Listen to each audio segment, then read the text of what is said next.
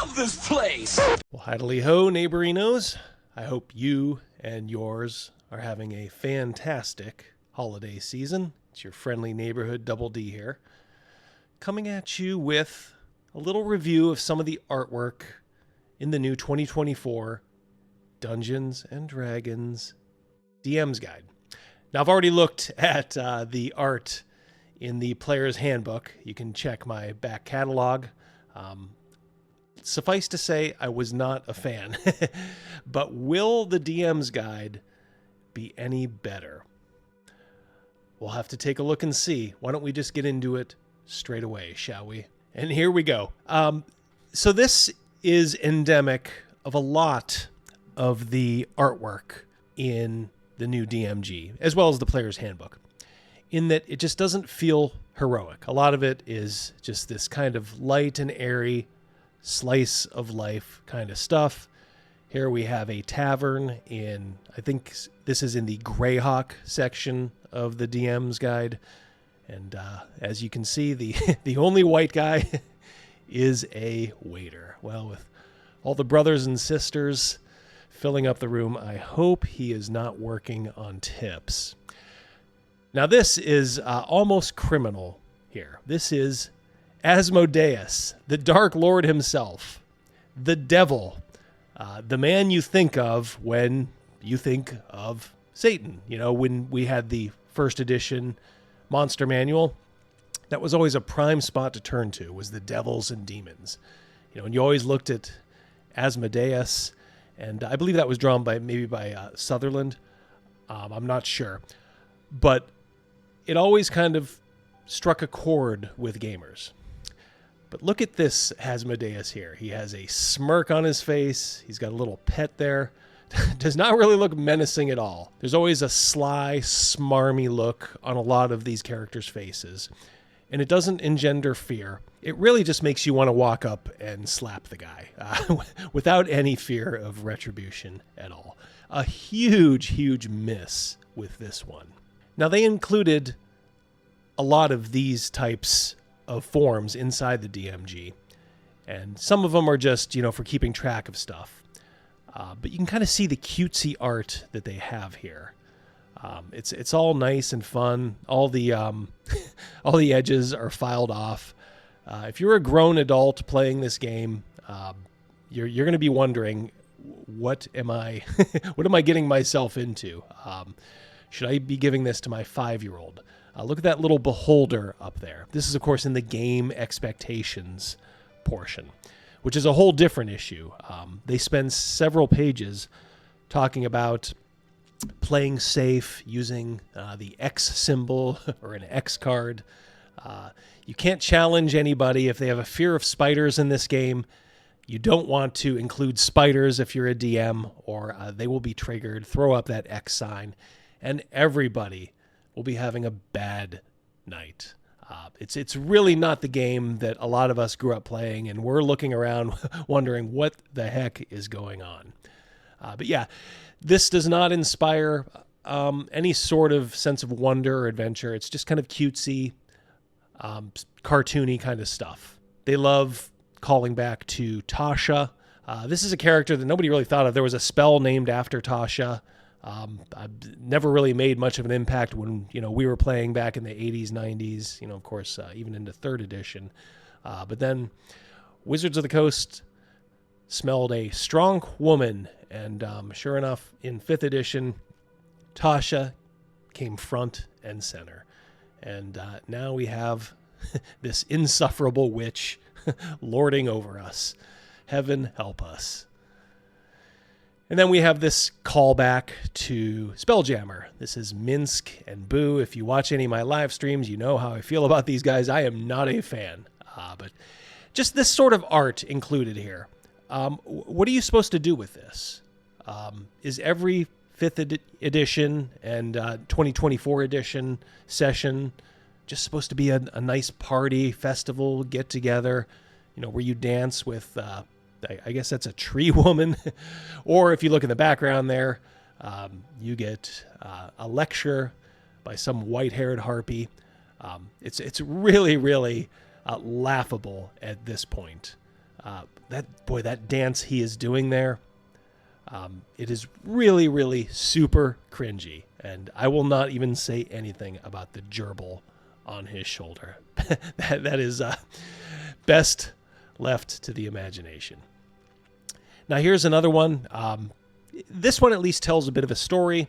But you have the dragon guy, or whatever that's supposed to be, up front, kind of checking his nails. You got the guy chatting up the woman. At least in this one, they're trying to tell a story. You can see the thief there stealing stuff. Although the way they do their art, sometimes it is so hard to see this stuff. You have to kind of like look 2 or 3 times to notice, like, oh, that's what's going on. So this isn't awful. But again, it just has that stupid air of lightness when you really want, dirty adventure. And here you have the Wizards of the Coast D&D version of the Huxtables. That's right. Looks like they could have stepped right out of a medieval sitcom, doesn't it? Really just kind of cringy. This doesn't really inspire anything. What is the purpose of this? This looks like a family portrait. There's no tension here. They're not telling any kind of a story. It's really just a promotion of a worldview from Wizards of the Coast. And of course, they always have to show a full-on festival because isn't it fun to sit down, get the dice out, and then have the DM describe a big party going on for 4 hours. Now, the new edition of the DMG is also full of these callbacks and member berries. There is quite a few pieces of art that call back to the D&D cartoon. And the D&D cartoon, look, it was fine, okay? But as I've said before, it was always a bit of a disappointment back in the day. They couldn't really show any actual violence. They were under that code for Saturday morning. And look, I was around back then. We always thought that Thundar the Barbarian was the actual kind of D&D cartoon, if you will.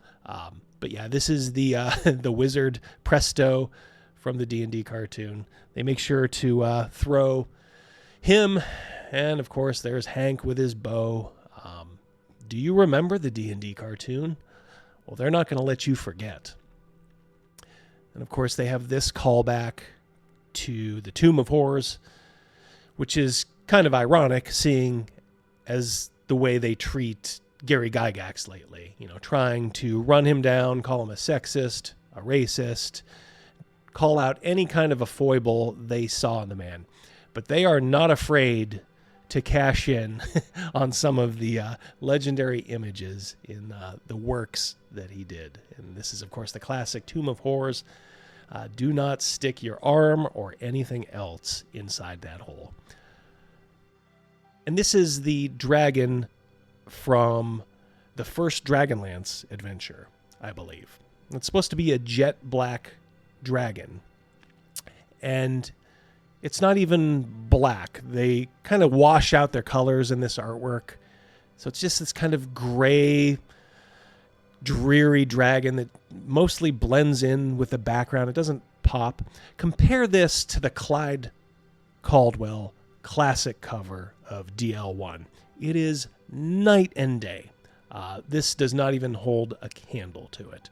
But again, they don't want you to forget Dragonlance.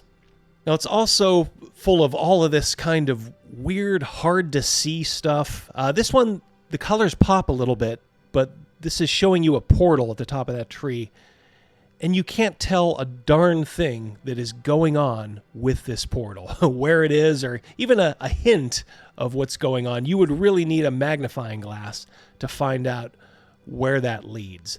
So it's just this kind of green blur up there that duels with the trees for your eye.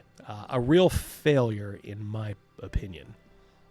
And then sometimes they'll have a cool idea. This is the Demon Web pit. You see the Drider there. It's a little dark. As I said, a lot of this art is just so washed out and dreary and monotone. But, there's the makings of a good conception here. There's a ship there. If they brought that ship a little bit forward, called it out just a little bit, weren't afraid to use a little bit of color, you might have had something here. Instead it's just this gray mess. And I understand what they're doing with the web here, but it just doesn't work. And here they ask, in a courtyard full of monsters, will the characters even notice that the tree has eyes? Well, you can't see anything that's going on here. I mean, the only thing you know for sure is that thing up front has a big red eye. Everything else is just a bunch of shapes and muddled colors. And it looks like the tree might have fur. I guess if the tree had fur, I might suspect that it also had some eyes. And even when the artwork is kind of cool, sometimes it feels a little bit out of place. D&D has always had this weird relationship with guns, like arquebuses and that. It's always been sort of a don't ask, don't tell. Sometimes they included like the rules for them, but it's almost like you weren't expected to play with them. So here you actually have a pretty decent piece. You have a dwarf blowing away at close range with a sawed-off shoddy, a troll. It looks cool, but there's something wrong about it. It feels wrong. You don't expect to see a dwarf, pulling out a shotgun from his duster and blasting this troll right in the chest. And this is, of course, a floating city. I get it. There's these fantastic floating cities.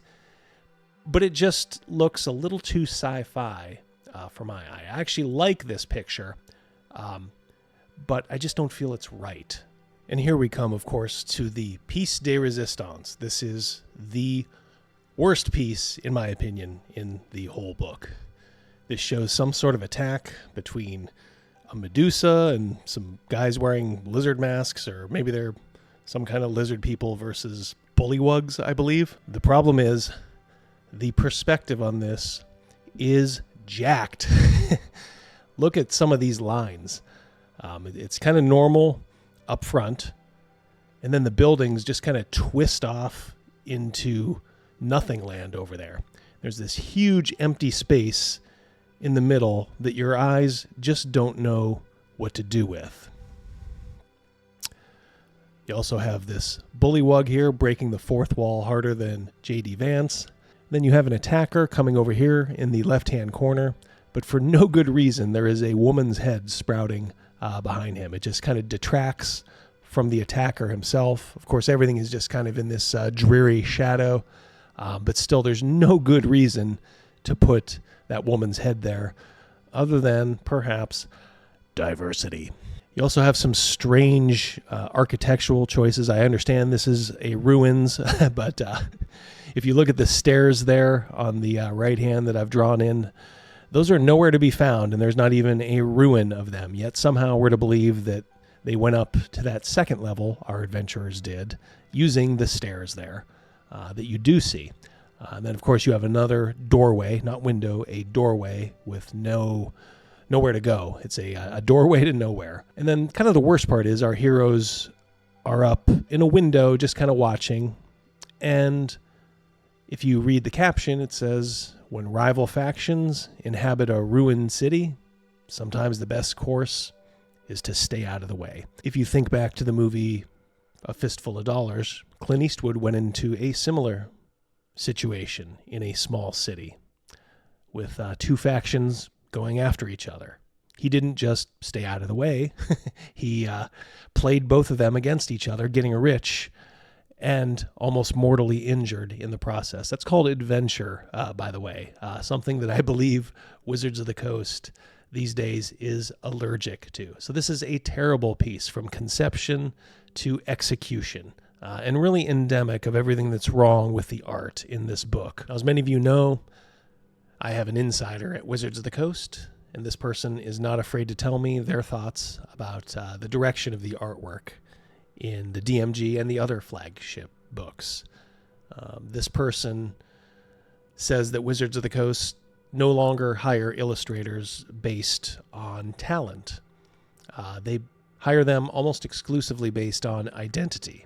This person says that almost all of the illustrators are either women or non-white males, and preferably not American. They use sloppy digital techniques. I think we can see that for ourselves.